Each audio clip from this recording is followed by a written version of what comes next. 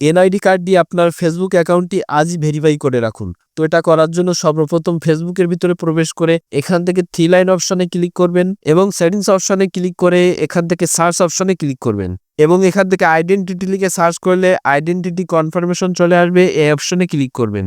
আমি আগে একবার ভেরিফাই করেছি, এজন্য ইন প্রোগ্রেস দেখাচ্ছে। আপনারা ভেরিফাই করার জন্য কনফার্ম ইওর আইডেন্টিটি অপশনে ক্লিক করে রানিং অ্যাডস এই অপশনে ক্লিক করবেন। এখান থেকে কান্ট্রি সিলেক্ট করবেন বাংলাদেশ।